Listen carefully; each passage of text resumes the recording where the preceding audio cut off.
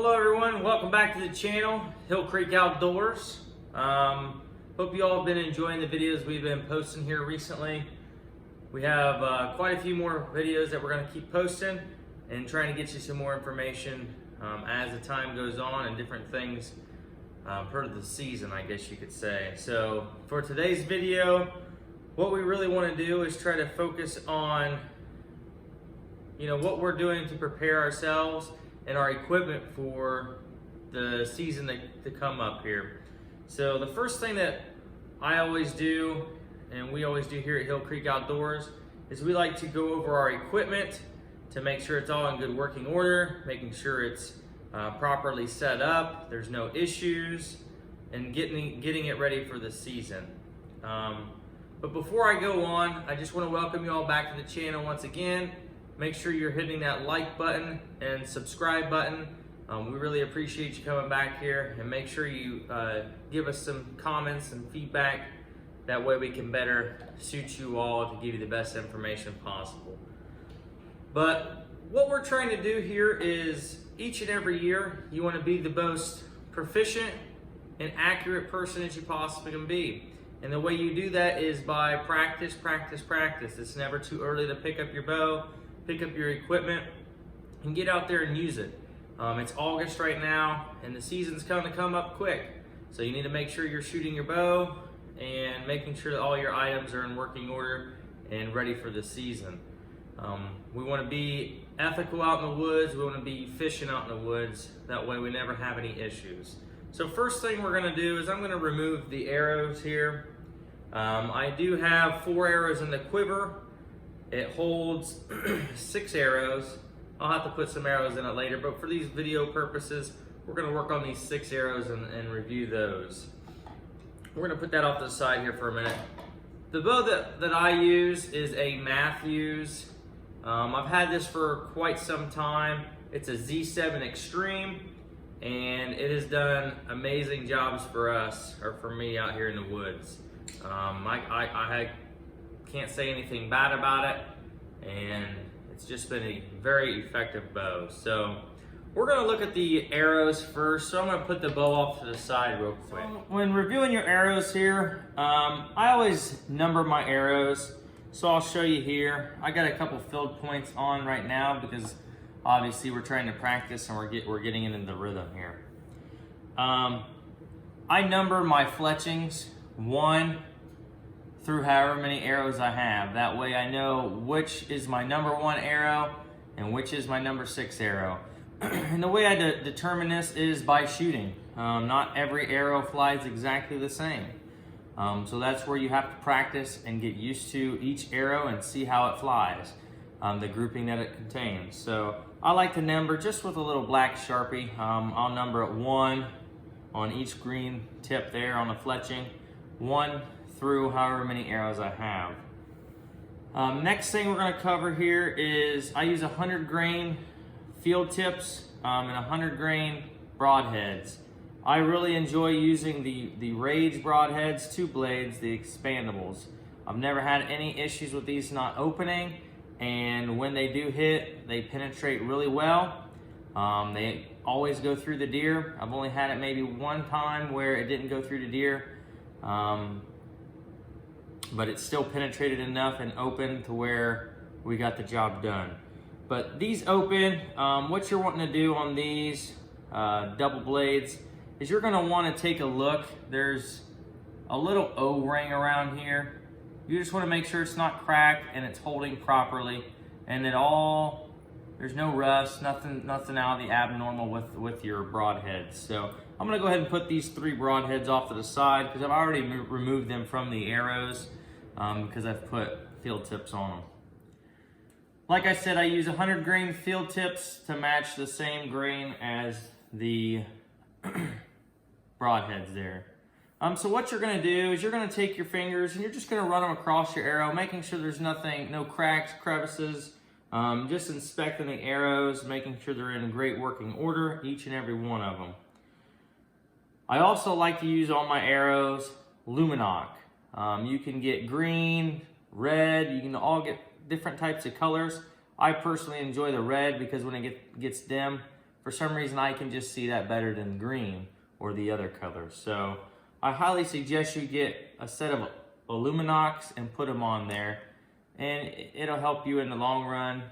One other thing is, if you do shoot a deer at night, it'll help you to find your arrow a lot better because you're gonna see it glowing at night. I did have it one time where I couldn't find my arrow, and I found it right there in the woods because of that Nocks. So I've heard of folks where they've shot deer and the arrow didn't pass all the way through the deer and it stayed in the deer, and they found their deer because of the Nock, and it was still in the deer when they found it on the ground dead there. So but what we're going to do is we're going to inspect each arrow for that, making sure there's no cracks, crevices once again. Number 2, keeping them in the perfect working order here. Just making sure everything is in working order. Now I will say, I don't know about you all, but I'm starting to get the fever. It's that time again. It's actually a little cooler out today, so I figured I'd do this video. Go ahead and put those off to the side. And we'll come back to those later here. Then I'm gonna check my quiver to make sure there's nothing out of the normal, no cracks, nothing wrong with the quiver here. So this quiver looks great, no problems. We'll be cleaning this later when we clean the bow. All right, next we're gonna move on to the bow here. So I like to start personally with the limbs and the cams. So what you're doing is you're trying to inspect each limb here, making sure you don't see any cracks, anything of that nature, making sure the cams where the string goes across. You're gonna inspect each one of those, making sure there's no problems from the previous year or from shooting here. We're gonna go on and make sure everything's tight. We got all of our pieces on here correctly, our stabilizer, we have our silencers on here, they're in good working order. We're gonna move on to our sights. I do like to use the fiber optic sights. Personally, I only use 3 sights. One's gonna be a 20-yard pin, 30-yard pin, and a 40-yard pin.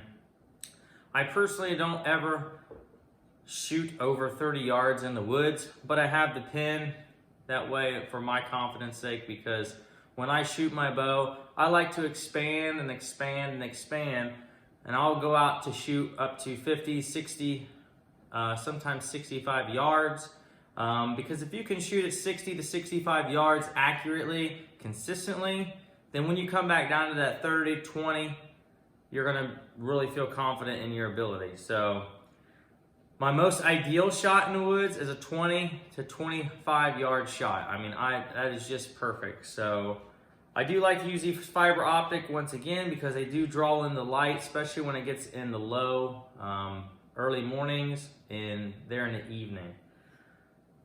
So this is in great working order. I'm not seeing anything, making sure it's all tight. Once again, you're gonna have to shoot your bow to fine tune it to see if anything needs to be adjusted each and every year or even throughout the season, because sometimes you do have to use minor adjustments if something gets a little loose, which it shouldn't get loose, but if it does, it's just a constant checking your equipment.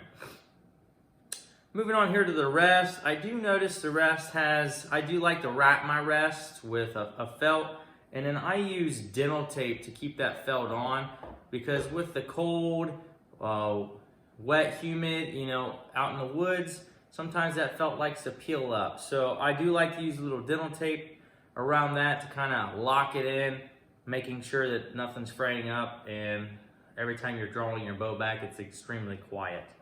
So we're gonna have to work on that a little bit, and I'll show that to you how I do that. Like I said, I like to use dental tape to lock it in there. So the rest might need to be touched up just a hair. I don't think we're gonna have to take it off. It looks like we just little minor things. And within this process, if you notice something and you're doing your due diligence and checking your equipment quite often, once something starts to go out of the normal, it's a lot easier to fix it than just continuing to let it go. Then you have to replace the whole thing. So next we're gonna look at the string. Sometimes strings get a little dry, sometimes they fray a little bit, so you need to look at that. And one thing I truly enjoy to use, let me grab this out right here. It's called the Limb Saver String Protection, and it is odorless. So everything I do on my bow equipment and all my hunting equipment is scent-free. I know we're not in a scent-free environment right here, right now, but we can only do the best that we possibly can. But I'm not gonna wipe my stuff down with anything that has any type of odor. We're gonna try to eliminate the odor the best we possibly can. So manage looking at your string and making sure you might need to put some of this on here, and we will. So we're gonna do that now. It's the Limb Saver String Protectant, and it is odorless, non-toxic. Obviously we have kids. You never know when a 2, 3, 4 young child's gonna get that and put it in their mouth. So that's always a good thing. So what you're gonna do is you're gonna take your bow here, and what I like to do is I like to wind it up just a little bit here and get a little bit on my finger. I don't like to go right directly on the bowstring. I like to get a little bit on my finger here, thumb, and my pointer finger, and I just like to take that and lather it on the string, getting all that dry and potentially frayed areas lubricated. There's nothing like keeping a nice lubricated string. That way it's in good working order for you for a long time. If you take care of your stuff and take care of your string, you're not gonna need to replace it quite as often. Yeah, things are always gonna go bad and you're gonna have to replace them within time, but if you can maximize the amount of time between you have to replacing things, it's more cost effective. And hey, working on your bow and making sure things are there correct gets you that much more familiar with your equipment. All right, so we're gonna move on here to the rest.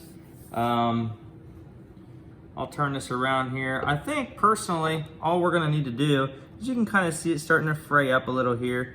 What we'll do is we'll just tighten that a little bit right here, and we'll tighten that down. Sometimes you gotta use your teeth.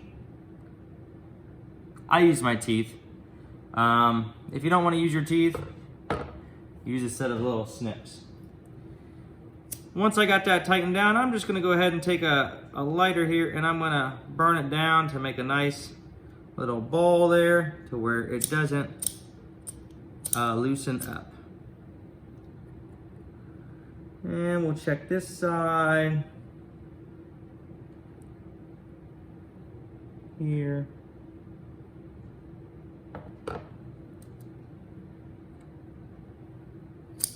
That side looking good. We're gonna light it down a little bit. You know.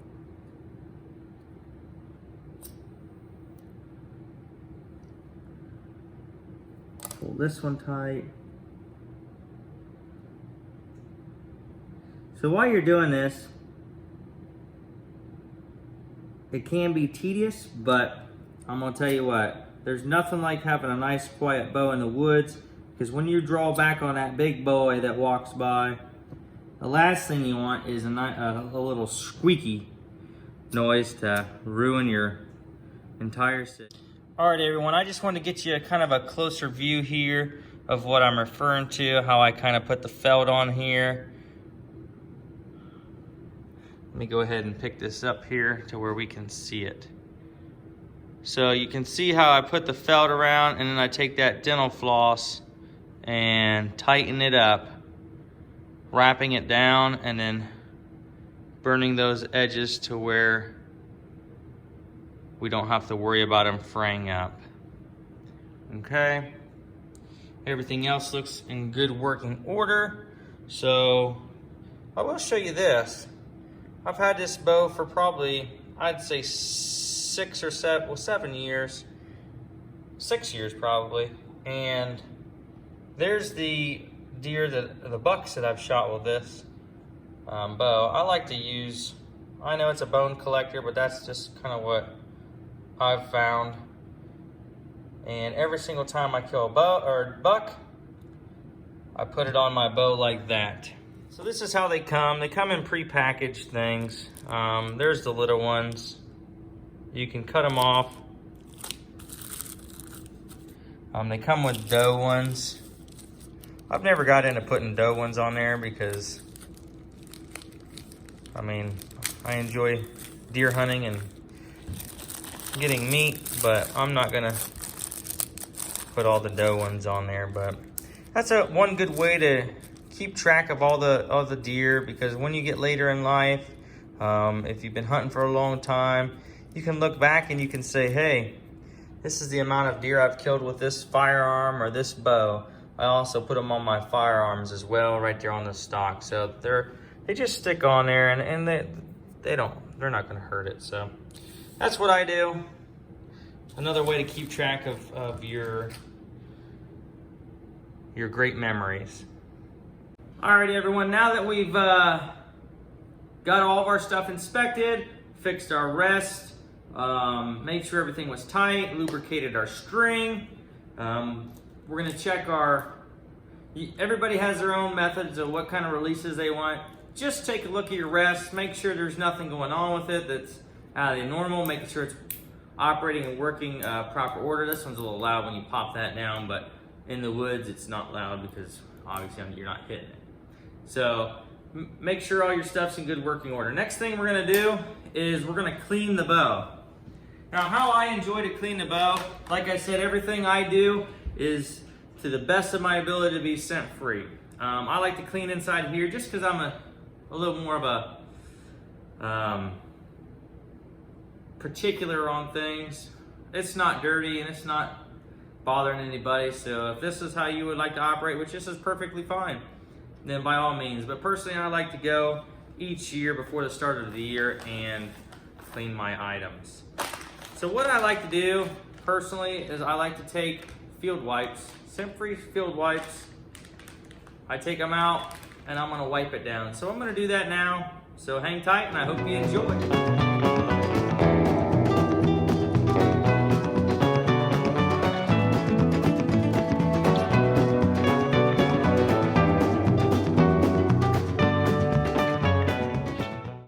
All right, so finishing up here, got the quiver, just cleaning this one up real quick.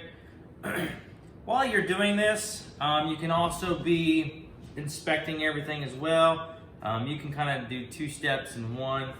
Another reason going back why I like to clean things is because I spray my equipment before I go out in the woods each and every time with scent-free spray. Trying to do the best that we possibly can to continue to stay scent-free and odorless. And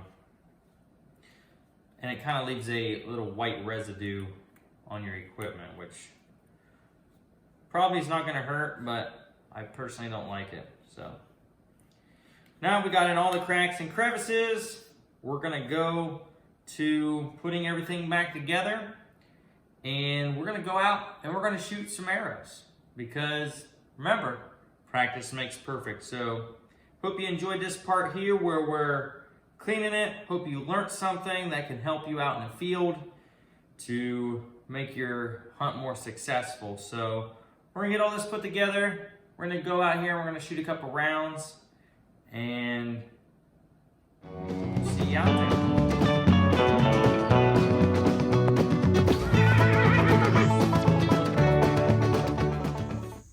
All right, one area of debate that a lot of people talk about is whether to keep your quiver on your bow when you're shooting.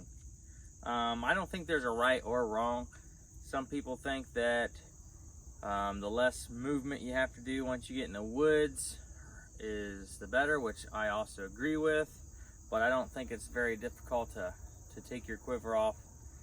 The movement there is minimal, and personally I like to take my quiver off for the simple reasons I don't want potentially 5 extra arrows that might hit. I'm just saying it might happen. Might hit on the tree, or they might, if you're turning, they might hit on on your safety belt cord. Personally, I would rather have that out of the way to where I don't have to mess with it when I see the opportunity for a shot. So I personally like to take off my quiver and do it that way. So, you know, it's a area of debate. Whichever one you want to do, that's up to you. I have a method where I put this in my actual backpack that I carry, and it's still easily accessible with minimal movement if I need to grab another arrow. So do what you feel you need to do for your situation, but I personally like to shoot without the quiver on. All right, so before anybody says anything, I know. I laid my arrows down on the ground. I don't have my arrow stand right now, so if they're on the ground, just don't step on them. But what I'm gonna do is I'm gonna take my first arrow, like I told you on the fletching, I label them 1 through 6. And I'm gonna operate the same way I would if I was in a deer stand. Consistency is the key. What you do here, how you practice, is how you're gonna operate in the woods. So make sure that everything you do is the same way that you're gonna do it in the woods. So I'm gonna shoot 3 arrows for today. Just for the simplicity of being able to do it, but at the same time, I'll shoot more off camera, but to give you all the rundown.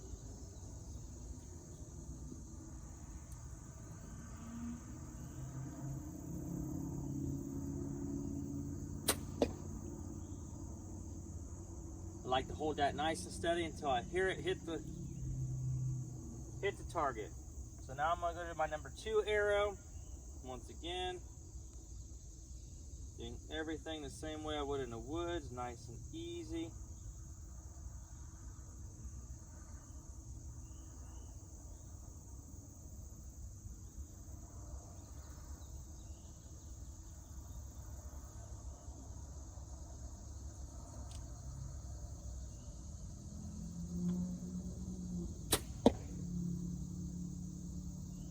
Hold it until you hear it hit. Don't flinch.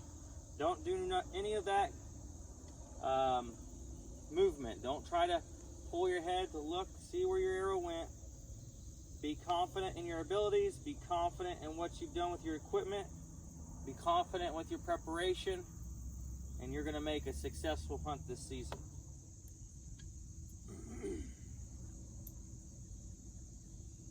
So we'll get one more shot here. Then we'll go see what we got.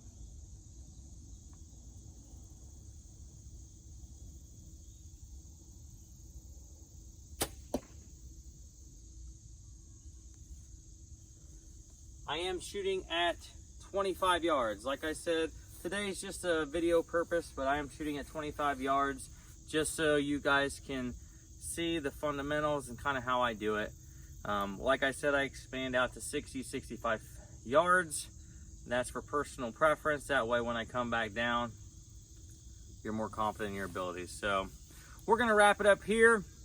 I wanna take you down and show you the grouping, and I hope you all enjoyed this video. Once again, don't forget to like and subscribe to the channel.